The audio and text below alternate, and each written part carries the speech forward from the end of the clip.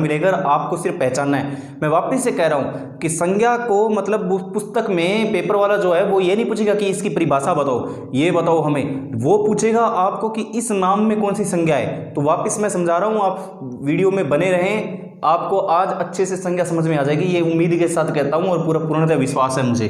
अब ये संज्ञा है, संज्ञा किसको कहते हैं भाई? देखो, संज्ञा का अर्थ होता है जानकारी। क्या अर्थ होता है? जानकारी। और इसी को कहते हैं नाम। यानी कि जो मैं ये चला रहा हूं मार्कर, इसका भी एक नाम है, डस्ट है इसका भी एक नाम है, मेरा भी एक नाम है, शर्ट का एक नाम है, इस व्हाइट बोर्ड का एक नाम है, और इस कक्ष का भी एक नाम है, और जो ऊपर पंखा है इसका भी एक नाम है, और जैसे शूट हो रहा है कैमरे का इसका भी एक नाम है, और जो ये माइक लगा है इसका भी एक नाम है। यानी कि बिना नाम की कोई भी वस्तु इस दुनिया में है ही नहीं। पहली बात तो आप ये समझ लो, है क्या आपके पास? नहीं है। इसलिए कोई ना कोई नाम जुड़ा हुआ होता है, किसी न किसी का जरूर नाम होता है, और वही संज्ञा होती है। सबसे पहले तो ये किसी वस्तु, स्थान, संज्ञा ये सब छोड़ दीजिए, नाम करेंगे। क्या करेंगे? नाम। अब यहाँ पे 3 तरह के भेद बताए जाते हैं मोस्टली आपको, और ज़्यादा से ज़्यादा लोग ये कहते हैं कि भी मोस्टली 5 प्रकार के भेद हम आपको बता रहे हैं, हम नया बता रहे हैं। ऐसा कुछ नहीं है, वो भी अलग तरीके से बता रहे हैं, मैं आपको नया बता रहा हूँ, ऐसा भी कुछ नहीं है। लेकिन जो अपने पास जानकारी है उसके अकॉर्डिंग हम काम करेंगे। तो सबसे पहले आता है व्यक्तिवाचक। क्या आता है? व्यक्तिवाचक। दूसरा आता है जातिवाचक, और तीसरा आता है भाववाचक। अब ये संज्ञा इतनी ही होती है। अब आप कहेंगे कि अभी आपने थोड़ी देर पहले बताया, तो बताया मैंने, जातिवाचक के 2 भेद होते हैं, द्रव्यवाचक और समूहवाचक। द्रव्यवाचक और समूहवाचक, यानी कि जातिवाचक के भेद होते हैं द्रव्यवाचक और समूहवाचक, संज्ञा के भेद नहीं होते। ये ध्यान रखना, जातिवाचक के अंदर से निकले हुए ये है। इस बात को आप समझ लेना, पूरा समझाऊंगा आपको। अब आता है व्यक्तिवाचक। तो व्यक्तिवाचक की जब बात आती है तो इसको अपन करेंगे व्यक्ति, यानी कि एक व्यक्ति धनवाचक, एक वचन। क्या है ये? एक वचन। और यहां पर अगर हम लेंगे जाति धनवाचक, जाति की बात आ गई तो बहुत सारी जाति हो सकती है, तो यहां पे हम लेंगे बहुवचन।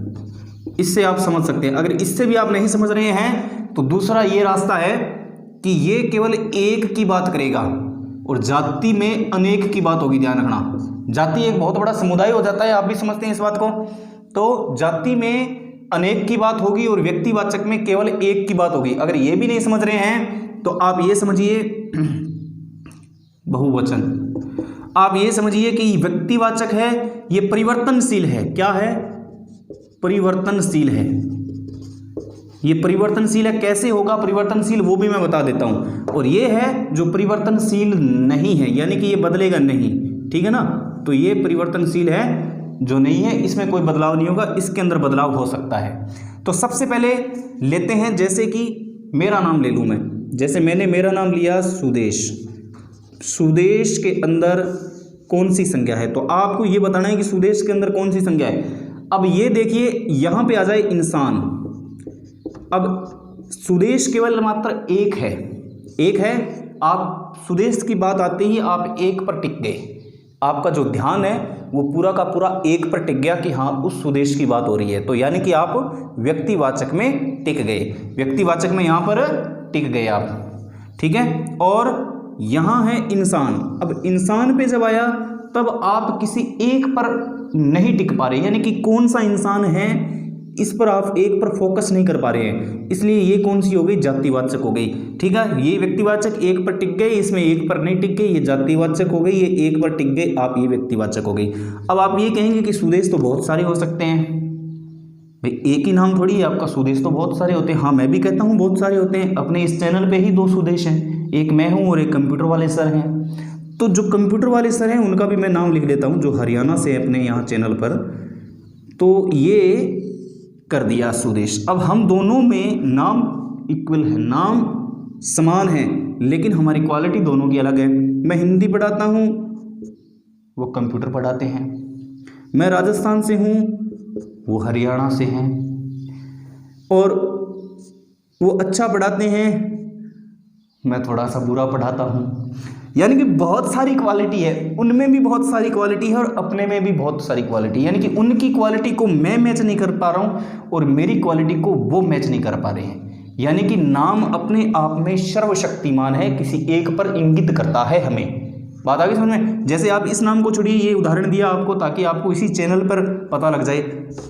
आपको मैंने दिया जैसे नरेंद्र। अब नरेंद्र ख्याल आते ही क्या होता है कि आप प्राइम मिनिस्टर से कंपैरिजन करने लग जाएंगे। नहीं, नरेंद्र तो आपके आसपास घरों में भी हो सकता है। क्या आपको उनकी तुलना उसके साथ करनी चाहिए? नहीं करनी चाहिए, और हो भी नहीं सकती तुलना। बात आ गई समझ में। तो तुलना हो ही नहीं सकती इसमें। ये नरेंद्र सिंपल है, ये अलग है, इस दोनों में तुलना नहीं हो सकती। बात आ गई समझ में। ये हो गया कंप्लीट। अब जब इंसान की बात आ गई तो ये क्या हो गया? जातिवाचक के अंदर, यानी कि कौन से इंसान पर आप टिके हुए हैं कोई पता नहीं लग पा रहा है आपको, इसलिए ये कहाँ हो गया? ये जातिवाचक के अंदर आ गया। ठीक है, दूसरा अपन समझ लेते हैं। जैसे मैंने बात की यहाँ पे नदी की कर लो या फिर पहाड़ का कर लो, कुछ भी कर लो।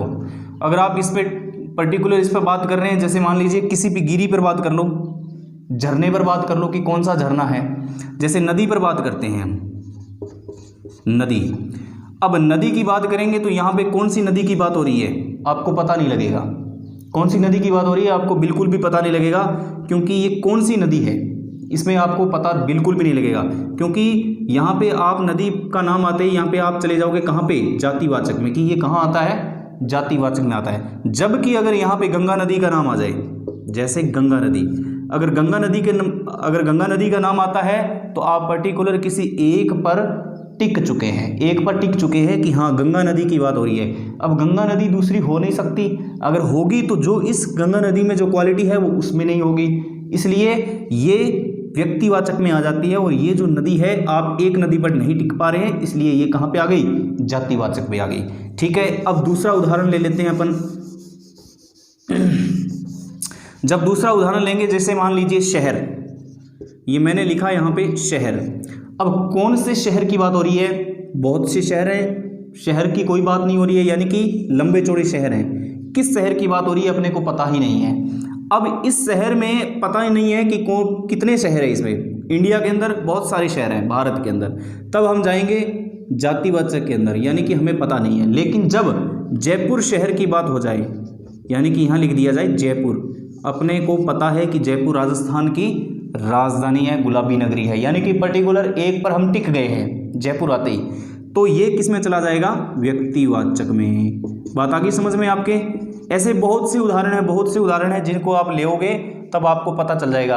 अब जैसे गाय, अब आपने क्या किया यहाँ पे पशु, आपको पूछा जाए कि पशु के अंदर कौन सी संज्ञा है, तब आप इंगित क्या करोगे?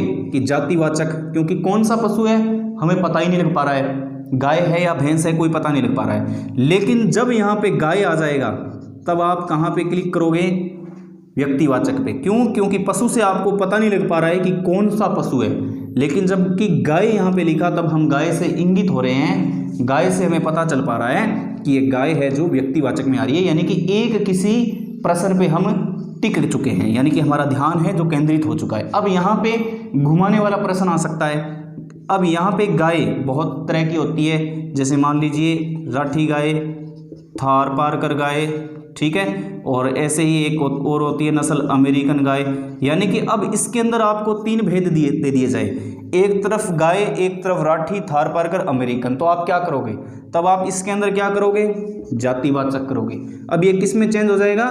जातिवाचक में चेंज हो जाएगा। क्यों? क्योंकि आपको ये पता नहीं है कि कौन सी नस्ल की गाय है, यहाँ पे कौन सी नस्ल की गाय की बात हो रही है, ये आपको पता नहीं लगेगा, ये हो जाएगा जातिवाचक के अंदर। और राठी, यानी कि राठी गाय, आपको पता चल गया कि राठी नस्ल एक ही है, तब यहाँ पे आप आराम से व्यक्तिवाचक है जो कर सकते हो। थारपारकर एक ही नस्ल है, आप आराम से एक क्लिक कर सकते हो व्यक्तिवाचक। अमेरिकन एक ही है तो आप क्या कर सकते हो? व्यक्तिवाचक।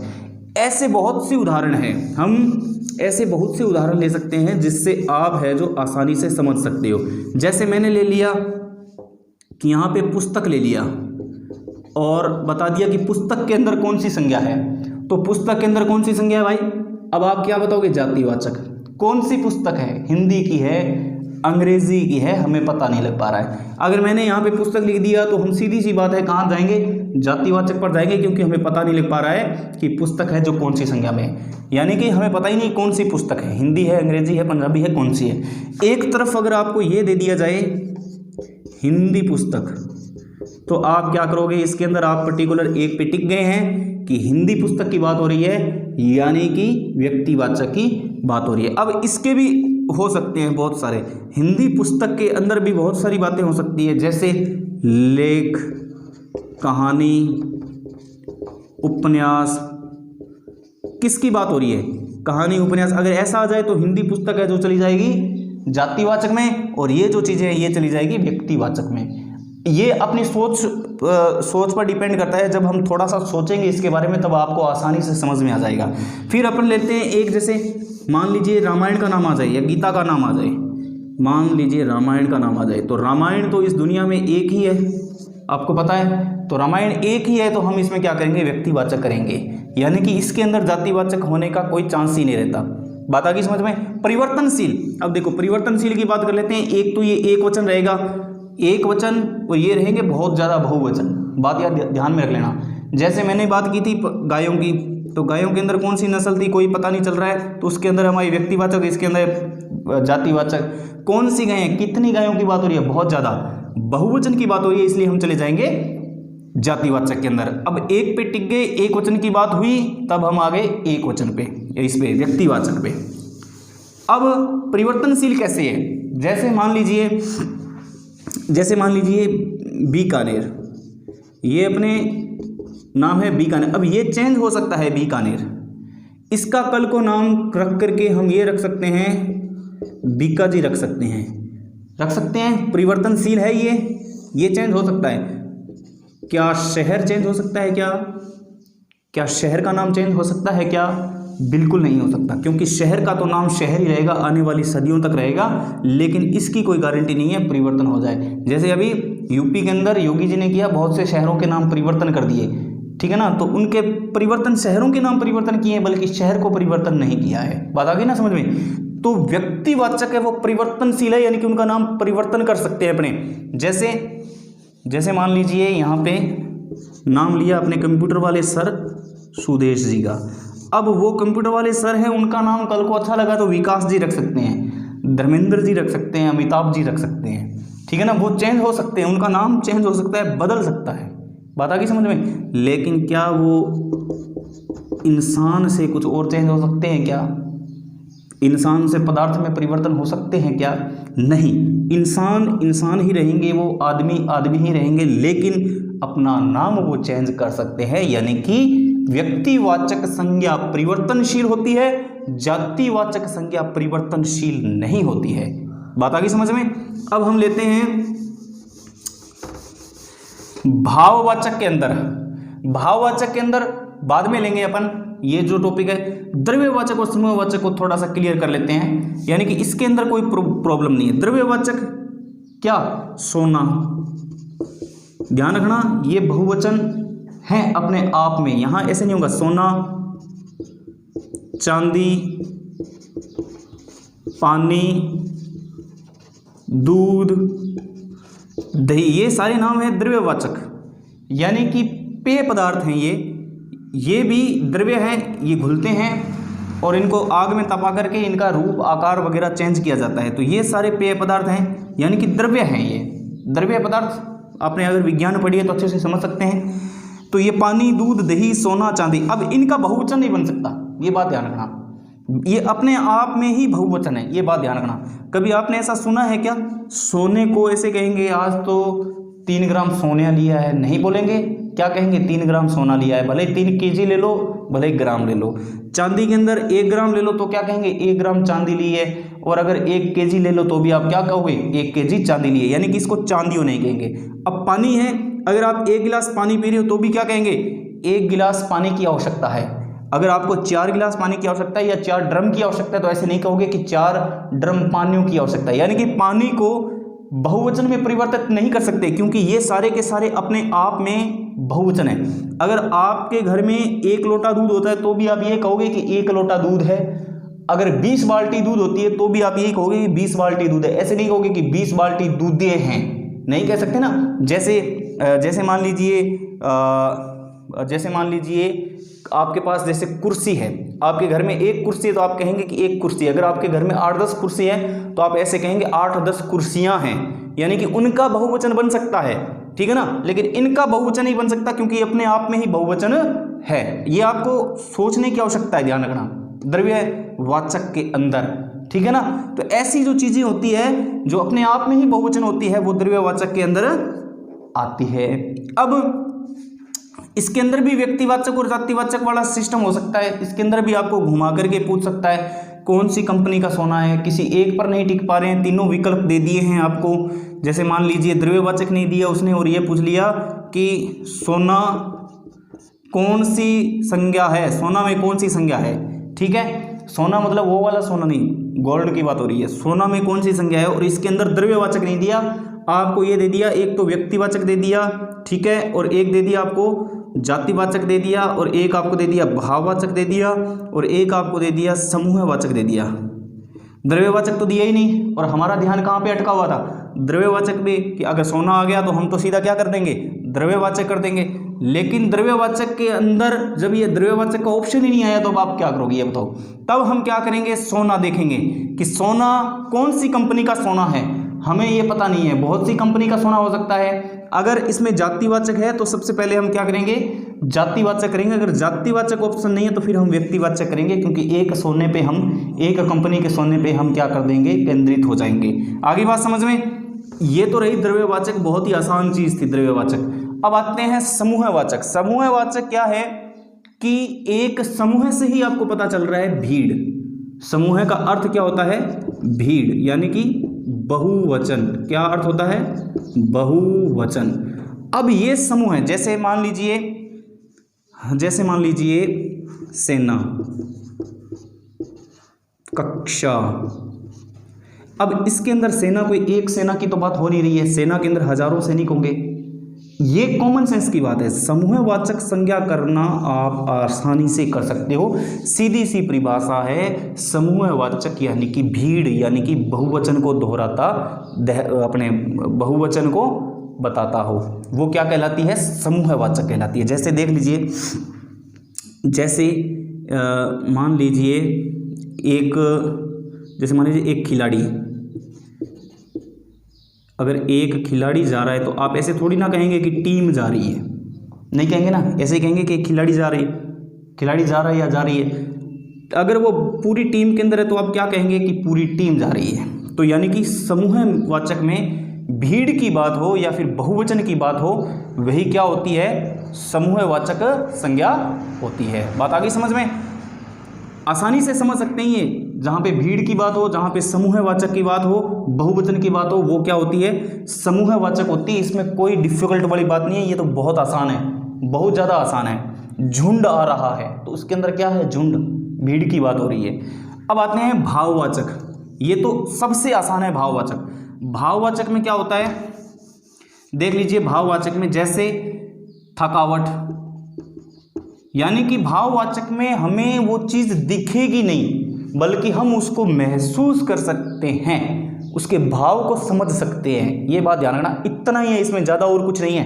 थकावट महसूस कर सकते हैं ना, तो इसको हम मतलब देख सकते हैं ना, सुन सकते हैं। फिर आता है मिठास, मिठास को महसूस कर सकते हैं, महसूस कर सकते हैं ना अपन। फिर आता है बनावट, बचपन, जैसे ले लीजिए बचपन, बचपन को हम महसूस कर सकते हैं। बात आ गई ना समझ में, यानी कि उसके अंदर भाव का पता चलेगा, न कि उस चीज़ की कभी दिखावट होगी, दिखाई देगी या फिर एक वचन या बहुवचन में, ऐसा कुछ नहीं होगा।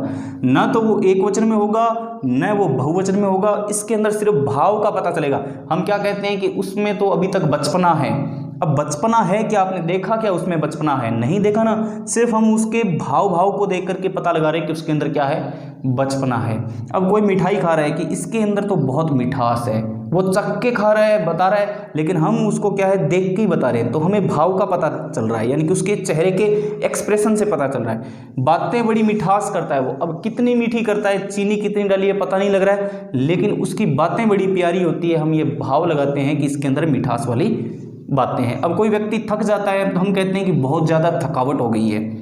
हमने नापी क्या, तोली क्या कभी नहीं ना, यानी कि हमने कभी नहीं नापा, कभी नहीं तोला कि थकावट कितनी होती है, लेकिन उसके चेहरे के एक्सप्रेशन से, उसकी बॉडी के एक्सप्रेशन से हमें पता लग जाता है कि वह व्यक्ति बहुत बड़ी ज़्यादा थकावट में है, यानी कि वो थक चुका है। अब दूसरा, अब जाते जाते आपको एक और चीज़ बताना मैं भूल गया था, जो कि अभी मुझे याद है, बता देता हूँ। द्रव्यवाचक के अंदर हम जिसको नाप सकें, तोल सकें, ये लो जी, आपका काम और आसान हो जाएगा। इससे नाप सकें और तोल सकें, यानी कि नापा भी जा सकता है, तोला भी जा सकता है। सोने को तोला जाता है, चांदी को भी तोला जाता है, पानी को नापा जाता है, दूध को नापा जाता है, दही को नापा जाता है। यानी कि एक तो पहले तो आपने समझ लिया बहुवचन वाला वो, लेकिन अगर वहाँ पे भी आपके अगर दिमाग में नहीं बैठे बात, तो आप ये समझ सकते हो कि द्रव्यवाचक के अंदर नाप सकते हैं और तोल सकते हैं। यानी कि ये सारी की सारी आज की जो संज्ञा थी, ये पूरी की पूरी अपने 5 प्रकार की संज्ञा हो चुकी है। ये द्रव्यवाचक और समूहवाचक जातिवाचक के ही 2 अंग होते हैं, इस बात को आप ध्यान में रख लेना। यानी कि इससे बेटर संज्ञा आपको अगर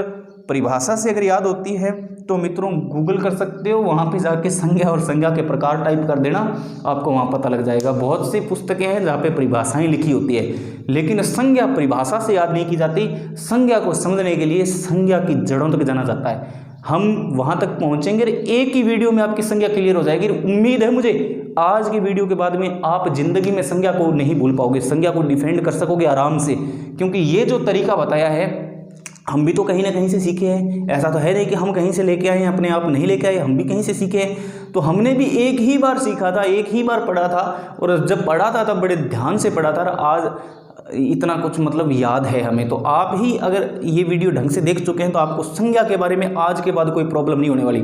संज्ञा के बारे में मैं यूँ कह सकता हूँ कि संज्ञा को लेकर के आप कभी चिंतित ही नहीं हो। बात आ गई ना समझ में? संज्ञा को आसानी से डिफेंड कर सकते हैं, संज्ञा के प्रश्न आसानी से हल कर सकते हैं। उम्मीद करता हूँ आपको बहुत अच्छा लगा होगा। जाते जाते एक बात कहना चाहूँगा, 2 मित्रों के साथ शेयर कीजिए, लाइक कीजिए और सब्सक्राइब कीजिए। नमस्कार, जय हिंद, जय भारत।